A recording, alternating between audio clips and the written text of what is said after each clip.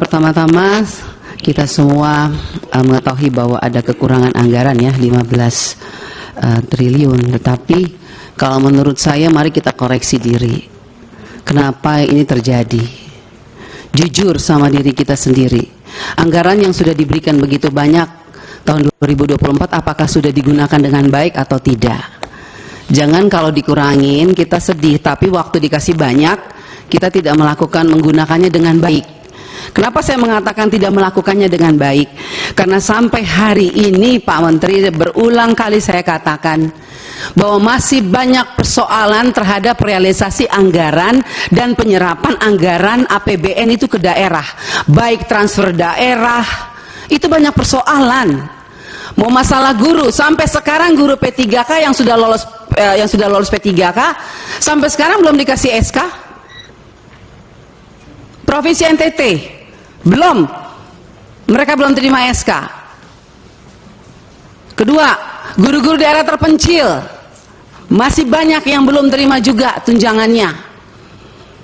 Ketiga, banyak bangunan-bangunan sekolah yang masih terbengkalai padahal dari 2021 anggarannya. Saya kasih contoh, di Kabupaten Kupang ada 17 sekolah bangunan yang dari 2001 sampai sekarang tidak terselesaikan. Mau lagi, kita lihat lagi dana-dana PIP. Nah, makanya kemarin saya mengatakan bahwa kalau KPK memberikan rekomendasi kepada Kemendikbud, harusnya Kemendikbud sadar. Karena apa, kami Dewan kami sudah bilang setiap rapat banyak persoalan. Lakukan pengawasan, laporkan kepada kami. Tapi kami tidak pernah didengar.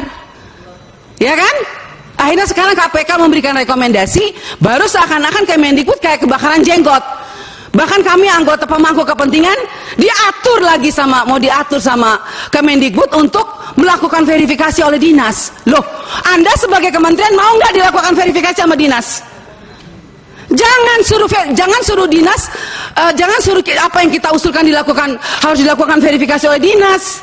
Kita ini lembaga tinggi negara, wakil rakyat. Kita yang menentukan anggaran di Indonesia ini. Bagaimana kepala dinas bisa memverifikasi data yang kita berikan? Anda sebagai kepala kementerian mau nggak diverifikasi sama dinas?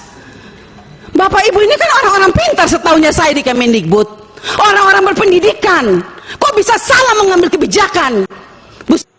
Anda mengeluarkan Perseksjen yang dimana poin nomor 3 dikatakan bahwa data yang direkomendasikan sebagaimana dimaksud pada huruf B diverifikasi oleh dinas pendidikan. Loh, kita ini pemangku kepentingan usulkan itu dari Dapodik sekolah. Dapodik itu harusnya kan, makanya tadi Pak Andre bilang operator sekolah itu diperhatikan, karena semua itu dari operator sekolah. Kepala sekolah aja kadang-kadang tidak tahu apa yang terjadi dilakukan oleh operator sekolah. Dinas pendidikan juga nggak tahu.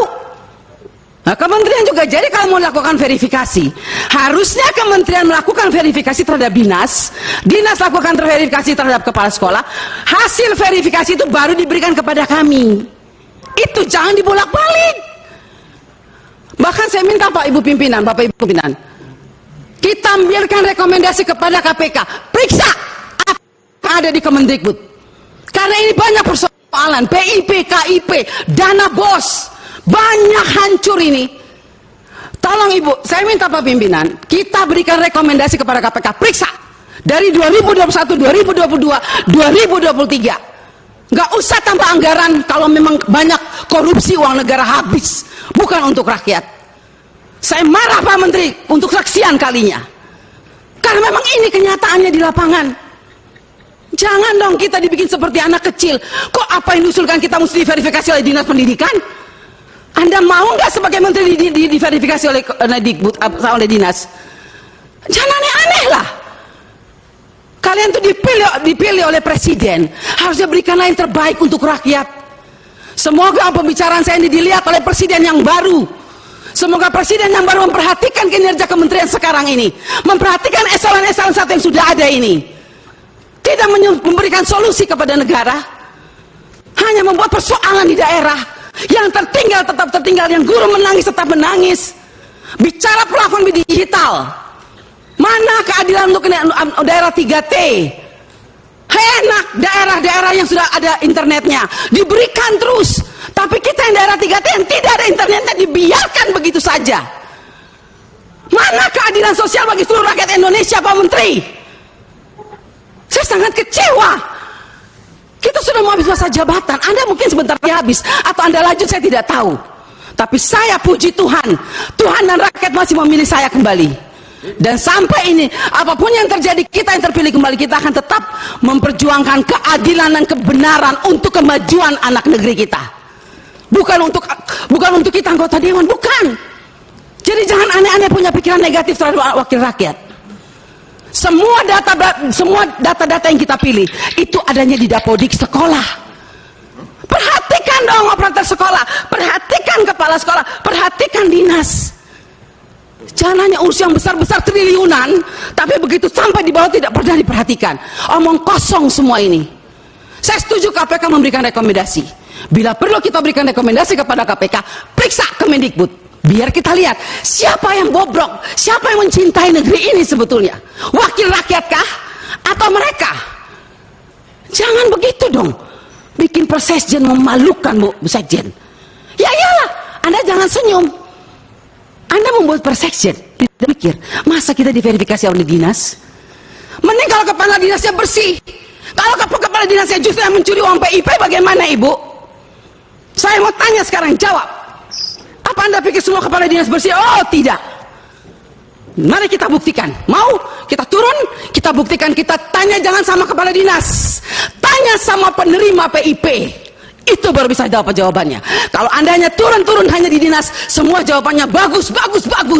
Tapi coba turun ke rakyat, turun ke penerima orang tua. Kalau nggak lihat itu orang tua punya air mata. Omong kosong, nama ada, SK ada, uang nol sampai hari ini. Baik. Jadi kalau kita mau bicara soal anggaran, Pak, jangan ditambah. Tuhan juga tidak ingin semua uang negara ini hilang. Saya yakin dan percaya sampai ini anggaran turun, karena Tuhan itu lihat air mata orang miskin. Jadi kalau anggaran turun jangan marah. Mungkin inilah kehendak Tuhan supaya kita koreksi diri, stop dan bertobat kalau mau lihat bangsa ini baik dan lebih maju. Terima kasih pimpinan.